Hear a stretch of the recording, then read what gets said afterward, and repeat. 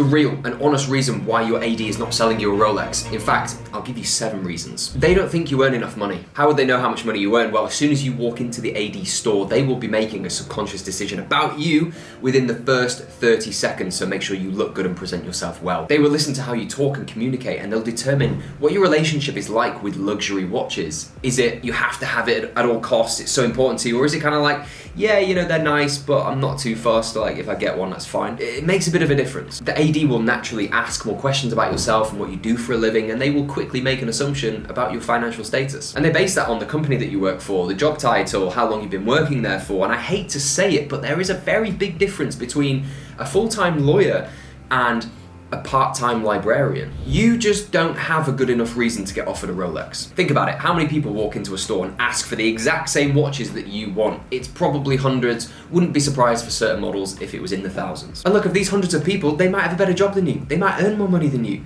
They might be way more charming than you. They might have a longer AD relationship than you do. And look, the ultimate cheat code, they might be a celebrity. So it's way easier to get the watches for them than it is for you. So how the hell are you gonna compete with these people and end up getting the watch that you want? Well, you just have to have the strongest reason for asking for the watch. It's literally like a sales pitch, or like you're trying to get investment for a startup. You have to sell yourself. You have to sell them the dream. You have to make them want to sell you the watch. So play to your strengths. Ask yourself, what is unique about me? What can I talk about that will give me an edge over everyone else? I mean, yes, you can say that, you know, it's for a 50th birthday, or you're having a baby, or it's for a wedding or an anniversary, but come on guys, be a bit more creative, like use your imagination and try to put together a way better story. I don't know, for example, you're running the length of Africa, or you go to the Olympics in Paris next month and you know, you want something to commemorate the special occasion.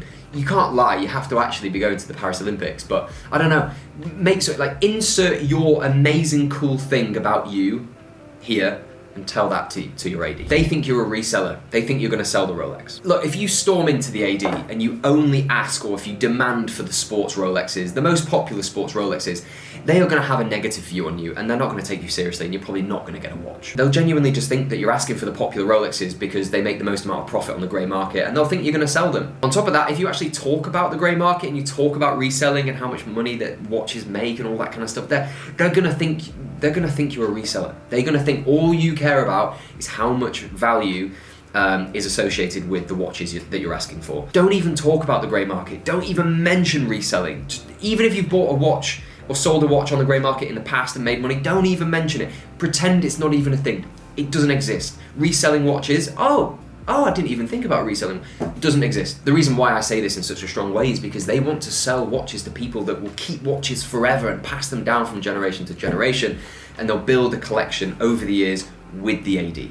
They want it to be like this mutual bond, this friendship, and you know, so just play their game. In the AD, you're focusing on the wrong things. You talk too much about the watches that you want, and I know it sounds counterintuitive to talk about the watches that you actually want to buy from them, but talking about the watches you've asked for over and over again makes you come across needy and desperate for them. It's like, you've got to question, why would someone be so desperate for a watch? It makes you look like you don't understand the luxury industry and how the selling process in the luxury world works. And I know it seems weird, it really does. Like, you can talk about watches generally, but the watches that you've asked for, that you want to buy, once you've mentioned it and they've made a note that you're on this list for these watches, don't bring it up again. It will not benefit you from this moment on to talk about those watches, so just don't do it. You should talk about the relationship that you want to build with the AD, and I hate using that phrase, building a relationship. It's so worn out and so boring.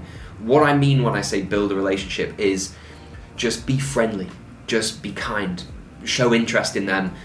And I've said this many, many times in the past, with ADs, it's a popularity contest. If they like you, they will want to sell you a watch. So just be a genuine, humble person. Do not treat them like they are the key to unlocking your horology dreams, because they will see right through you and you won't get a Rolex from them. You are buttering up the wrong people. At the AD, you have a sales manager, or whatever their job title is, but a key decision maker that will basically decide where watches get allocated to, okay? Yes, you have the sales reps that will have clients and they will help you, but where do they go for sign off? They go to the sales manager, who will give the okay or the not okay. And yes, you need to build a relationship with your sales rep, because they will be your advocate when talking to the sales manager, when they put you forward. You also need to meet the sales manager. You need to have an introduction with the sales manager. If they don't know who you are, they're going to be way less likely to actually allocate the really good watches. So Ask your sales rep, please can I have a word with the sales manager? I'd love to meet them. It'd be great to introduce myself and have a chat. If you see them in the store, in the AD, go up to them, have a conversation. I know it's 2024 and people don't like talking to each other anymore, but just introduce yourself.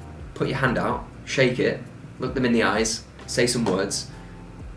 Sorted. This is the person that you need to be buttering up. And when I say buttering up, there's a right and a wrong way to do this, by the way. Just be, again, I said this before, just be genuine.